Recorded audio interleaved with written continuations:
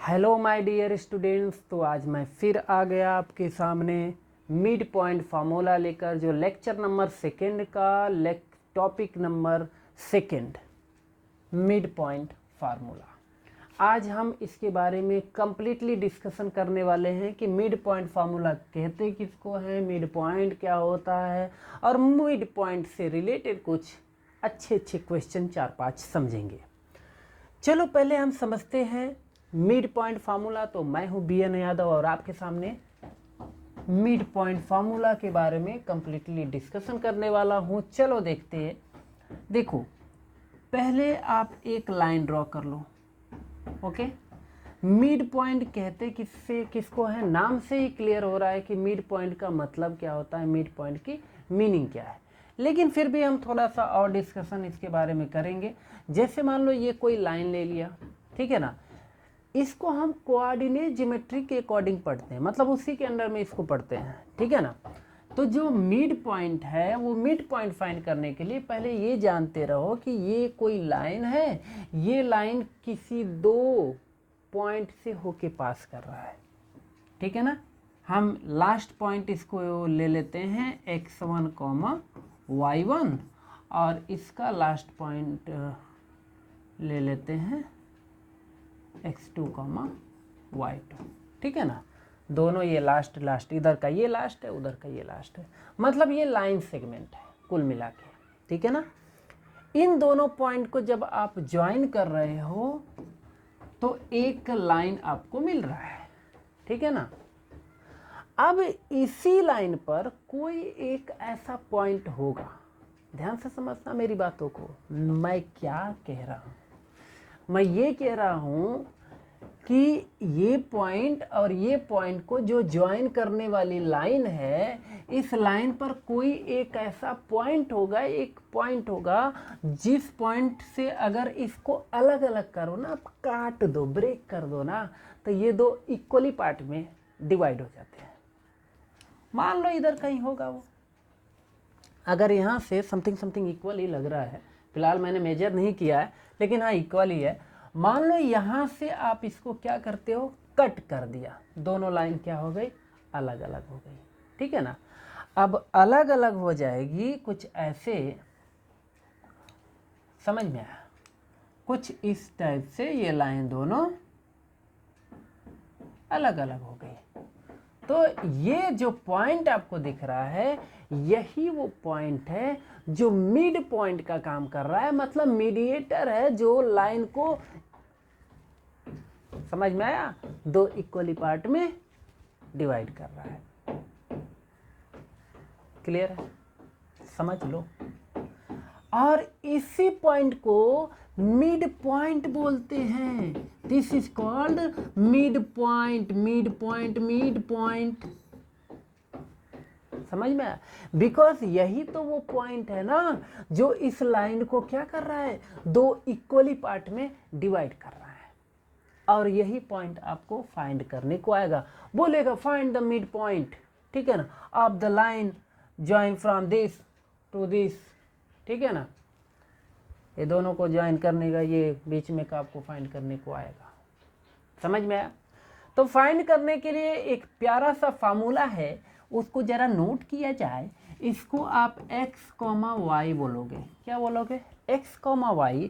और जो लाइन के ये लास्ट में जो दो पॉइंट्स यहाँ पे एक और एक यहाँ पे गिवन होते हैं, इसमें इसको आप x1, y1 ले लेना, इसको x2, y2 ले लेना। कुछ बच्चे सोच रहे हैं क्या चल रहा है सर, इसको x1, y1 नहीं ले सकते, ले सकते हो। अगर आप इसको x1, y1 लोगे तो इसको x2, y2 ले लेना। अगर आप इसको x1, y1 लेते हो तो उसको x2, y2 ले लेना। बस यही तो है, यही है, और कुछ भी नहीं है इसमें, ठीक है। तो चलो हम फार्मूला लिख देते हैं इसका। यही x, y जो फाइंड करने का फार्मूला होता है, वो क्या होता है, देखो, x1 plus x2 divide by 2, 9 जैसा दिख रहा है, ओके। फिर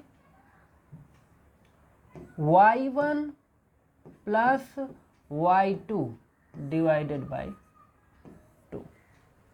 यही फार्मूला होता है ये मिड पॉइंट फाइंड करने का, ठीक है ना। तो ये फार्मूला है, फार्मूला नोट कर लिया जाए ताकि हम एक प्यारा सा क्वेश्चन करते हैं। फार्मूला नोट कर लिया जाए, चले आगे चलें। वीडियो पॉज करके आप फार्मूला नोट कर सकते हैं, आगे देखते हैं। देखो बहुत ही प्यारा सा क्वेश्चन है कि find the coordinates of the mid point of the line segment joining the points P4, -6 and Q -2, 4। इसका आंसर 1, -1 आएगा। चलो हम इसको सॉल्व करके देखते हैं, ठीक है। Find the coordinates of the mid point segment joining the point P and Q, ठीक है। एक काम करो, आप फिगर बनाने की आदत डालो, ठीक है ना। ये आपको क्वेश्चन का जो बेस है ना उसको काफ़ी बढ़िया बनाएगा, साथ में रॉन्ग होने का जो चांसेस है वो बड़ा कम हो जाता है, बहुत ही कम हो जाता है। और क्वेश्चन को आप आसानी से समझ सकते हो कि क्या कह रहा है, ठीक है ना। बोल रहा है कि फाइंड द कोऑर्डिनेट, ठीक है, हम कोऑर्डिनेट फाइंड करेंगे। मिड पॉइंट बोल रहा है, मतलब कोई लाइन है, उस लाइन का मिड पॉइंट आपसे पूछ रहा है, यही x, y, ओके। और इसको जो ज्वाइन करने वाली जो लाइन है, ठीक है ना, तो उसके पॉइंट्स कहाँ है, उस लाइन पर जो पॉइंट्स हैं लास्ट वाले वो हैं कौन कौन से। तो बोल रहा है ये P है और ये क्या है, Q है। P कितना है, तो 4, -6 एंड Q कितना है, -2, 4। ओके, ये चीज़ें हैं। देखो मैंने क्या बताया है, सबसे पहले ये जो पॉइंट होंगे ना, इसको x1 y1 जरूर लेट कर लेना, क्योंकि उसमें रॉन्ग होने के चांसेस बड़े ज़्यादा होते हैं, ठीक है। तो आप लेट कर लो कि ये आपका x1 है तो ये y1 होगा, और ये x2 है तो ये क्या होगा, y2 होगा, ठीक है ना। फार्मूला हमने बताया है कि देखो x, y इक्वल्स टू क्या होता, x1 plus x2 divided by 2, y1 plus y2 divided by 2। Value put कर लेते हैं। x1 means 4, x2 means 4, sorry 4 नहीं, x2 मीन्स -2, ठीक है, छी, ओके। और ये 2, अब इसको भी कर लेते हैं यहीं पर। ये y1 means -6 plus y2 means 4, ठीक है, ऐसे। इसको थोड़ा सॉल्व कर लेते हैं। देखो 4, ये माइनस प्लस कितना हो जाएगा, -4 में से 2 गया तो कितना आ जाएगा, 2/2, कॉमा ये देखो -6 है और ये कितना है, 4 है, तो -6 और फिर 4 कितना हो गया, -2, तो -2 डिवाइडेड बाई 2, ठीक है।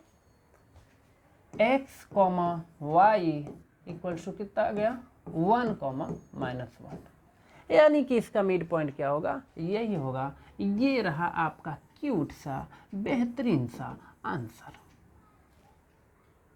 ठीक है ना, एक इस टाइप का। मतलब ये फार्मूला अप्लाई करो, मिड पॉइंट उठा लो, आ गया, ठीक है। आगे देख लेते हैं, और भी अच्छे क्वेश्चन है। एक क्वेश्चन है कि the mid point of line segment A B shown in figure, ये है, is -3, 5, find the coordinates of A and B, ठीक है ना, A and B, मतलब आपको ये पॉइंट फाइंड करना है और ये पॉइंट फाइंड करना है, ठीक है। और हाँ ध्यान रखना, ये जो है ना, ये पॉइंट ये पॉइंट ए बी का मिड पॉइंट है, मतलब इन दोनों का मिड पॉइंट यही है। तो आप ए का कोऑर्डिनेट बता दो और बी का कोऑर्डिनेट बता दो। देखो यहाँ पर अगर आपको एक टेक्निक नहीं पता है तो फिर क्वेश्चन नहीं होंगे, ठीक है ना। कुछ कॉन्सेप्ट है, वो कॉन्सेप्ट आपको पता होना चाहिए, ठीक है ना। जो हमने पिछले वीडियोस में भी बताए हैं, यहाँ पर फिर वापस से बता देता हूँ। देखो इसका कोऑर्डिनेट कितना होगा ए का, तो ए का कोऑर्डिनेट कितना होगा, ए का कोऑर्डिनेट किस पर है, एक्स एक्सिस पर ना। तो एक्स का वैल्यू तो कुछ होगा, बट वाई का वैल्यू क्या होगा, 0। देख लो यहाँ x का वैल्यू कुछ हो सकता है, 1 2 3 4 5 6 7 ऐसा कुछ भी हो सकता है, लेकिन y का वैल्यू 0 होगा। मतलब जानते रहो वैल्यू ऑफ, या कोऑर्डिनेट लिख देता हूँ सीधा, coordinate of x on y axis be 0, ठीक है ना। दो कॉन्सेप्ट है, पहला coordinate of x on y axis, ठीक है ना। मतलब x का जो कोऑर्डिनेट होता है, कोऑर्डिनेट जो पॉइंट होता है वो y एक्सिस पर क्या होता है, 0 होता है। और second coordinate of y on x axis be 0। समझ में आया? ये दो कॉन्सेप्ट है, ये दोनों कॉन्सेप्ट आपको पता होना चाहिए। मतलब यहाँ पर किसका वैल्यू 0 होगा, तो y का, क्योंकि ये x एक्सिस है। और मैंने बताया है कि देखो x एक्सिस पर, ठीक है ना, मतलब y का जो वैल्यू होता है ऑन x एक्सिस पर 0 होता है, और हाँ x का वैल्यू ऑन y एक्सिस क्या होता है, 0 होता है। तो यहाँ क्या होगा, तो यहाँ का वैल्यू, x का वैल्यू 0 होगा, y का वैल्यू कुछ हो सकता है। तो हमने ले लिया, y ही लिख लिया। तो ये काम करते हैं ना, यहाँ पर x1 कर लेता हूँ और यहाँ पर y2 कर लेता हूँ। ये x2 है, ये x1 है तो ये x2, ये y1 है तो ये y2, ठीक है। मिड पॉइंट क्या है, मिड पॉइंट -3,5 है, ठीक है ना। तो देखो x इक्वल्स टू क्या होगा, x equals to x1 plus x2 divided by 2। यही तो बताया ना मिड पॉइंट में कि ये जो x का वैल्यू है, x का वैल्यू कितना है, -3 बीच में। तो यहाँ पर लिख लेता हूँ क्या, -3 इक्वल्स टू x1 का वैल्यू तो x1 ही है, ठीक है ना। x2 का वैल्यू 0 है तो यहाँ पर 0 पुट कर लो, डिवाइडेड बाई 2 कर लो, 2 को इधर लेकर चले जाओ, 2 3 जा -6, x1 इक्वल्स टू -6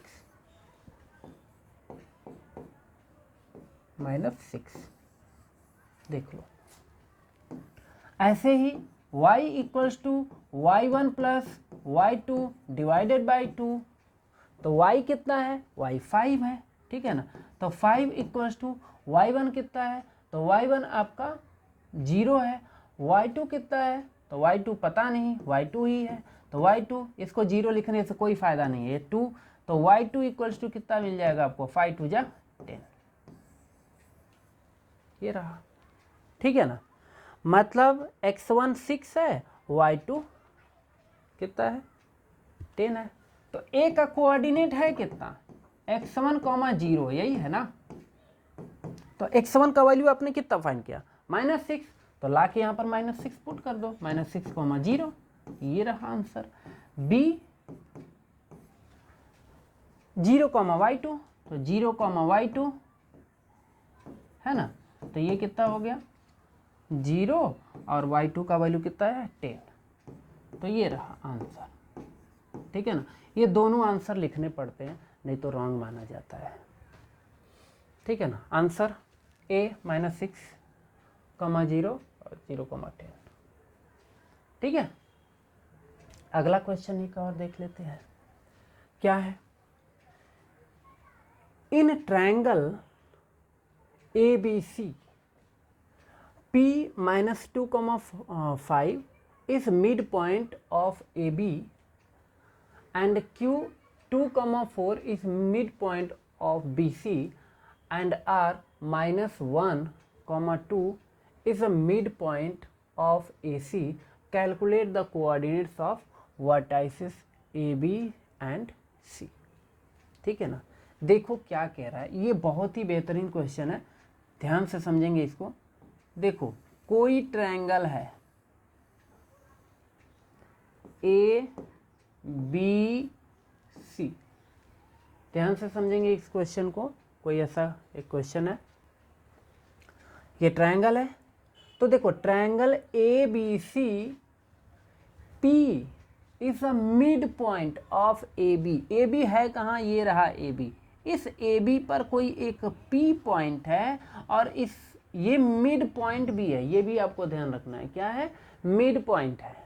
अच्छा मिड पॉइंट है, ठीक है, अच्छी बात है, मिड पॉइंट है और ये पॉइंट है कितना, तो -2,5 है। ठीक है, Q भी मिड पॉइंट है, कहाँ पर है, BC पर, ये BC है कितना, Q 2,4 है। ठीक है, एंड R -1, R कहाँ है, AC पर है। ठीक है ना, -1,2 -1,2 ये आपका है R। ये सब के सब मिड पॉइंट है, ध्यान से समझना बातों को, सब के सब क्या है, मिड पॉइंट है।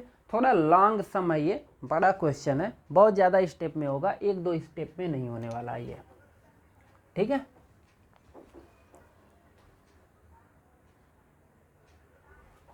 अच्छा बोल रहा है calculate the coordinates of vertices A, B and C। आपको यही वर्टाइसेस है, ये पॉइंट फाइंड करना है, ये पॉइंट फाइंड करना है, ये पॉइंट फाइंड करना है ना, कमाल का क्वेश्चन। ठीक है, आएगा अगर एग्जाम में तो 4 मार्क्स से कम में नहीं आएगा। ठीक है ना, तो एक काम करो, A को लेट कर लो x1, y1, B को लेट कर लो x2, y2। वाह क्या बात है, क्या बात है, क्या चीज़ है पैसा। x3, y3। ठीक है ना, ये हमने लेट कर लिया। ओके, अच्छा अब क्या करने वाले हो सर, अब मैं डांस करने वाला हूँ। देखो इसका मिड पॉइंट, AB का मिड पॉइंट कौन है, P है ना। हाँ हाँ हाँ हाँ, बोलो बोलो बोलो बोलो बोलो, AB का मिड पॉइंट P ही है ना।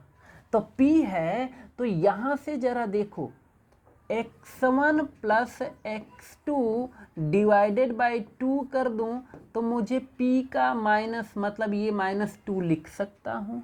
सर बिल्कुल लिख सकते हैं, ये तो अभी अभी जस्ट हम पढ़ के आए हैं, है ना।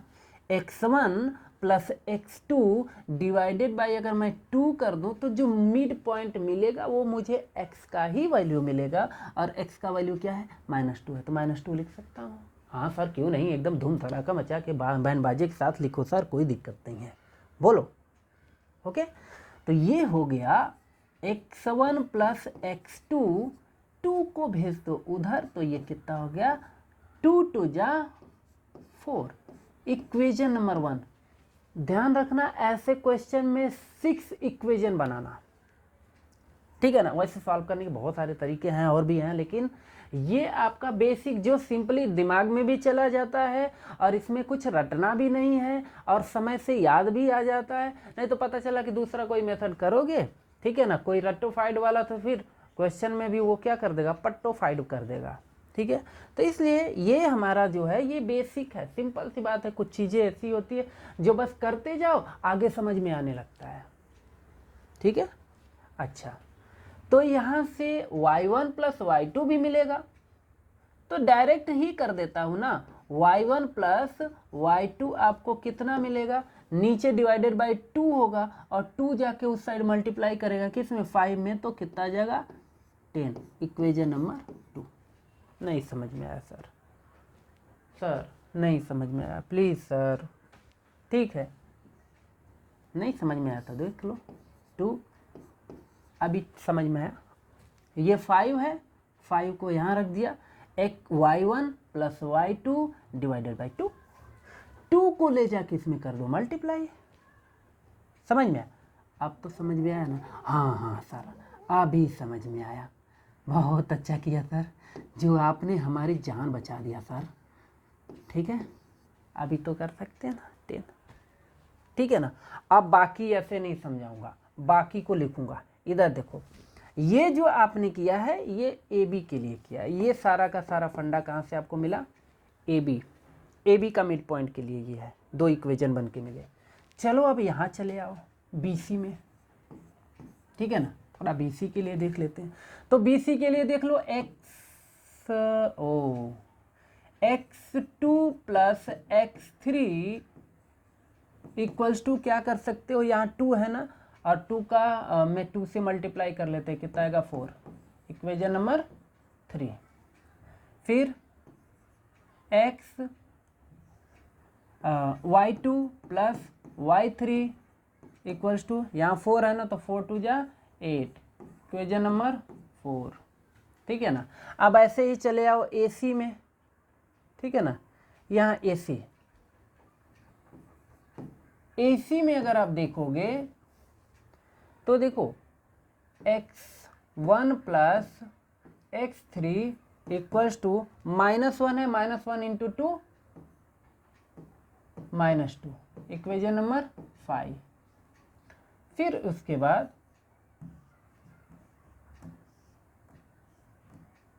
वाह वाह वाह वाह, ओह समझ में आ गया गलती कहाँ से थी, मेरा ही मिस्टेक था। y1 plus y3 equals to 2 2 जा 4, तो ये इक्वेशन नंबर 6। देखो ये 6 इक्वेशन बन के आपके सामने देख रहे हैं, ठीक है, देख रहा है ना विनोद।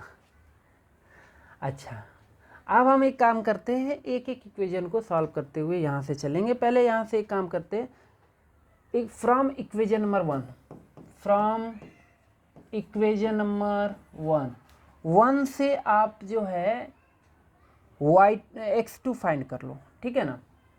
तो x2 इक्वल्स टू क्या आ जाएगा, x1 को उधर लेकर चले जाओगे तो -4 माइनस x1, इसको ले जाके पुट कर दो,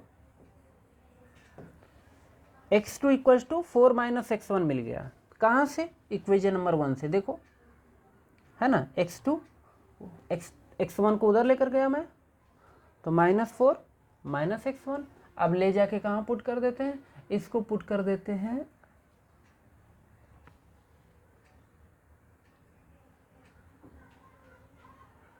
हाँ, इसको पुट कर देते हैं हम थर्ड वाले में, ठीक है ना। तो थर्ड में पुट करेंगे तो आपको मिल जाएगा ये, थर्ड में पुट करूं या फिर कहीं और पुट कर दूं, नहीं थर्ड में ही पुट करते हैं, ठीक है ना। तो equation number from equation third 3 में आप पुट करोगे x2 के प्लेस पर, तो मिलेगा आपको -4 minus x1 plus x3 equals to 4, ठीक है ना। तो ये हो जाएगा आपको -4 minus x1 plus x3 equals to 4, तो ये -x1 plus x3 equals to 8, ठीक है ना। यहाँ से आपको x3 इक्वल्स टू मिल जाएगा 8 प्लस x1, ठीक है ना। इसको अब ले जाके पुट करो किस में, इक्वेशन नंबर 5 में, तो फ्रॉम इक्वेशन नंबर 5, ठीक है ना। अब 5 से जब करेंगे तो यहाँ पे आप पुट कर दो x3 के प्लेस पर ये, ठीक है ना।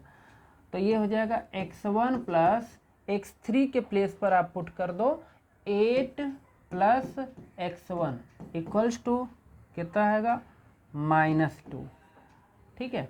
x1 कितना हो गया 2x1 प्लस 8 इक्वल्स टू -2, 8 को उधर लेकर चले जाओ, 2x1 इक्वल्स टू 8 एंड -2, उधर जब माइनस जाएगा तो -8 ये भी माइनस में कन्वर्ट हो जाएगा, और फाइनली आप लिख सकते हैं -10, और x1 इक्वल्स टू हो जाएगा -5, ठीक है ना।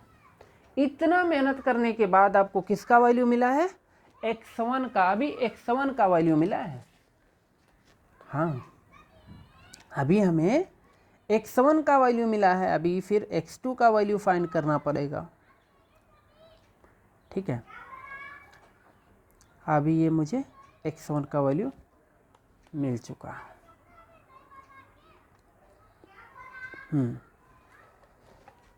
इसके बाद जगह तो बचा नहीं, ठीक है, इसको ले जाके पुट कर देते हैं किसमें, तो इक्वेशन नंबर फर्स्ट में ही पुट कर देते हैं, ठीक है। तो ये मुझे मिलेगा x1 plus x2 equals to -4, ठीक है ना। -5 यहाँ पे पुट कर देते हैं x1 के प्लेस पर, तो -5 plus x2 equals to -4, x2 equals to हो जाएगा -4 प्लस 5, बोले तो x2 इक्वल्स टू हो गया 1, ठीक है ना। तो x2 का वैल्यू कितना आया 1 आया, ठीक है, x2 का वैल्यू 1 आया। अब इसके बाद किसका वैल्यू फाइंड कर लेते हैं, x3 बचा है लास्ट, ठीक है ना। तो इसी में हम पुट करके इसका भी वैल्यू निकाल लेते हैं x3 का भी। तो x1 का वैल्यू कितना आया है 5, -5 पुट कर देते हैं यहाँ पे, ठीक है। x1 plus x3 equals to -2, तो x1 के प्लेस पर पुट कर देता हूँ -5 प्लस x3 इक्वल्स टू -2, तो x3 इक्वल्स टू हो जाएगा कितना, ये हो जाएगा 3, ओके। आपके पास x1 का वैल्यू, x2 का वैल्यू, x3 का वैल्यू ये सब मिल चुका है।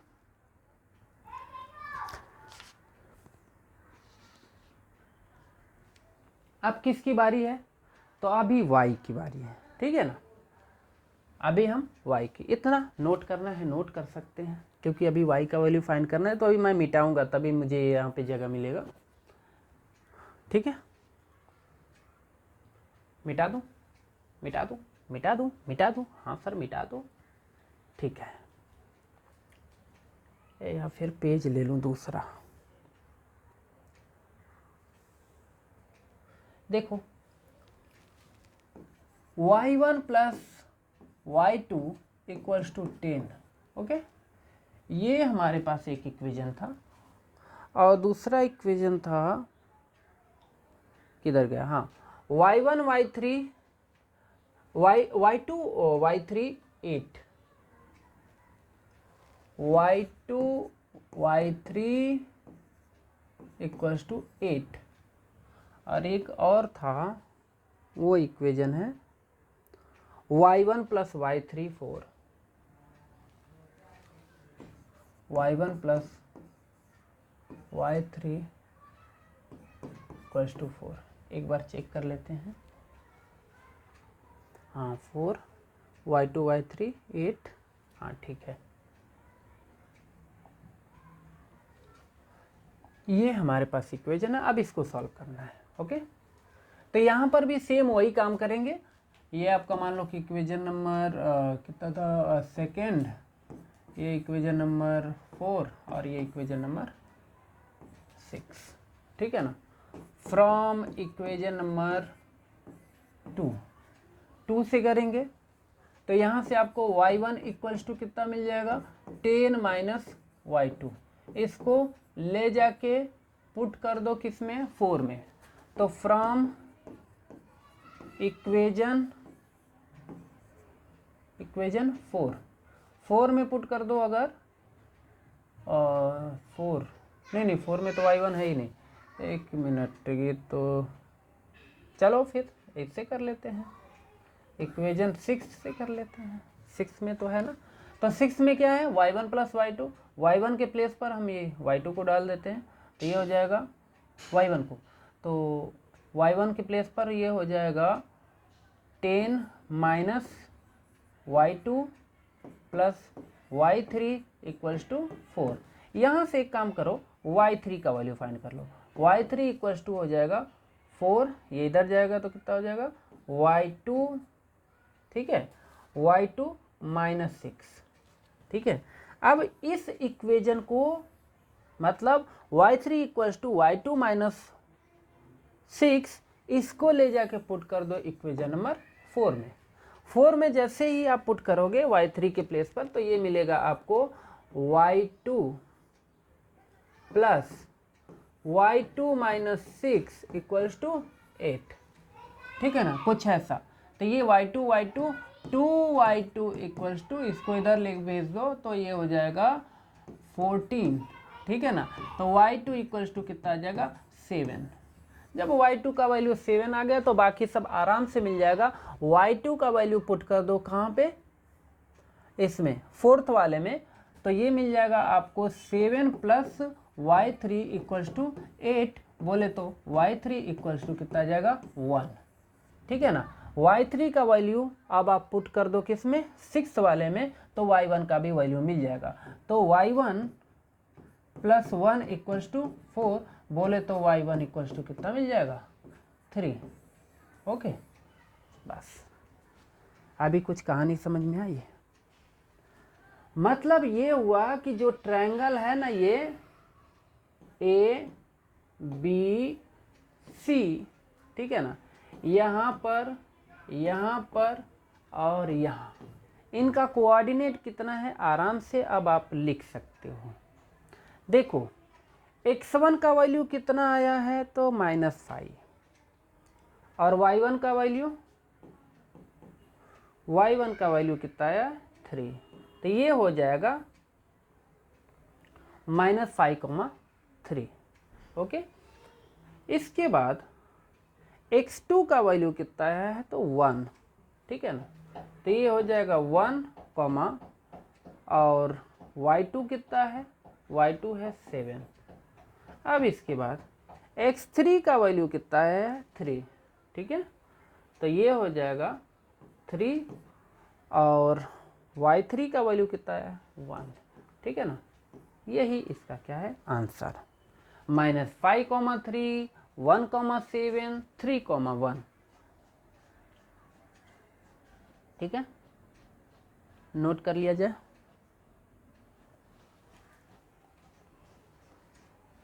ये इसका आंसर नहीं है, ये गलती से हुआ है, ठीक है। ये पेज बचा हुआ है, वीडियो पॉज करके नोट कर सकते हैं, ठीक है। आगे बढ़ें, फिर आगे देख लेते हैं अगला क्वेश्चन, ठीक है। एक और ही बहुत बेहतरीन क्वेश्चन है ये, ठीक है ना। क्या है कि in triangle ABC -2,5 is mid point of AB and Q 2,O। Same ये क्वेश्चन अभी पीछे किया है, ठीक है ना, वही क्वेश्चन है। In triangle ABC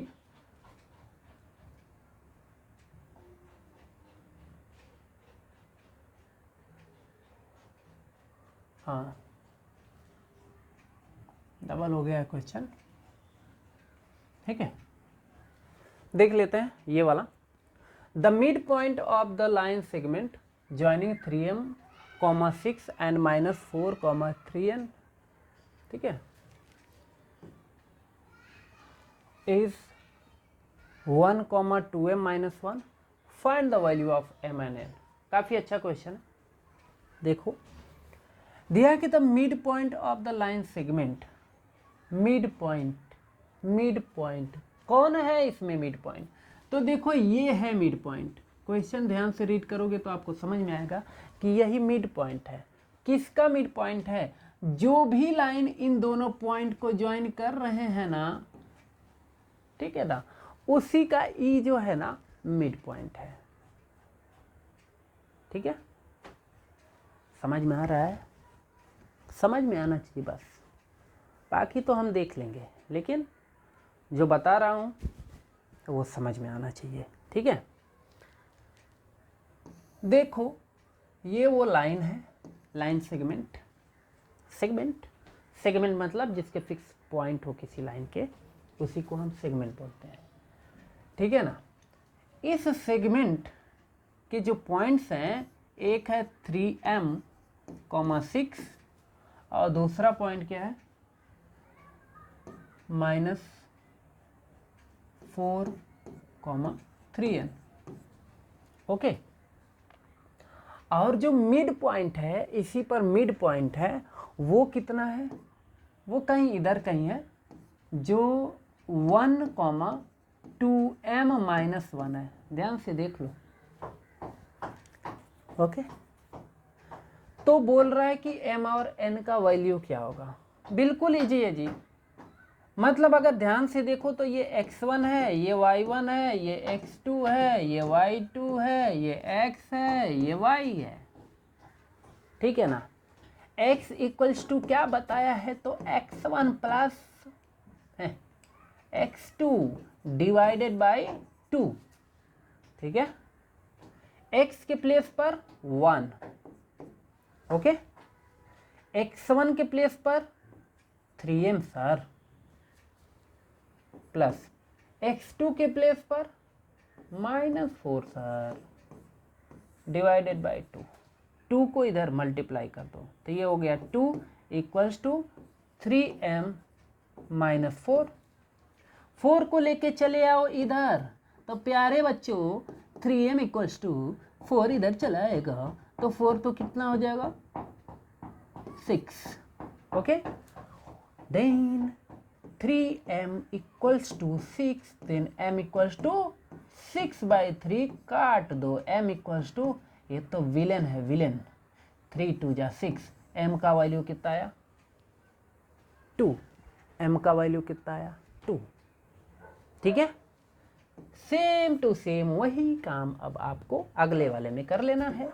y equals to y1 plus y2 divided by 2 sir, y का वैल्यू कितना है? तो देखो 2m minus 1 equals to y1 कितना है 6, y2 कितना है? तो y2 3n डिवाइडेड बाई 2 को इधर भेज दो। ठीक है ना, 2 2 जा 4m minus 2 equals to 6 plus 3n, 3n को इधर लेकर चले आओ तो 4m माइनस 3n, 2 को उधर भेज दो तो 6 और 2 उधर जाएगा, तो इसके सामने माइनस है तो उधर जाएगा प्लस हो जाएगा, मतलब बोले तो कितना आएगा 8। आपको m का वैल्यू पता है ना कितना है 2 है ना, तो m के प्लेस पर 2 पुट कर दो, तो 4 into 2 minus 3n equals to 8। Okay, तो 4 2 जा 8 को आप उधर भेज दो तो -3n equals to 8 minus 8 minus 8 means 0, तो 3n equals to 0, then n equals to भी 0, क्योंकि -3 को उधर लेकर जाओगे तो कितना आ जाएगा 0/-3, और ये वैल्यू 0 को किसी नंबर से डिवाइड करोगे तो क्या आता है 0। ये रहा आंसर। ठीक है, ये रहा आंसर। तो ये कुछ क्वेश्चन थे। ठीक है, मिड पॉइंट से रिलेटेड हमने आपको कुछ क्वेश्चन बताया जो काफ़ी इम्पोर्टेंट थे। ठीक है, आई होप कि आपको अच्छे से समझ में आया होगा। ठीक है, तो इसको एक बार और अच्छे से रिवाइज कर लेंगे, और इससे रिलेटेड जिसकी भी बुक आपके पास है, सेलिना है, RS अग्रवाल है, ठीक है ना, या फिर फ्रैंक की है, जिसकी भी है उसकी टेक्स्ट बुक निकालो, बोर्ड के सारे क्वेश्चन करो, जितना हो सकता है उतना क्वेश्चन बैंक करो। मैं इसमें बोर्ड के क्वेश्चन भी आपको ज़रूर दूंगा, ठीक है। बोर्ड के क्वेश्चन जितने भी आज तक आए हैं सबको मैं एक लाइन से सॉल्व करके और ऐसे वीडियो में डाल दूंगा, ठीक है।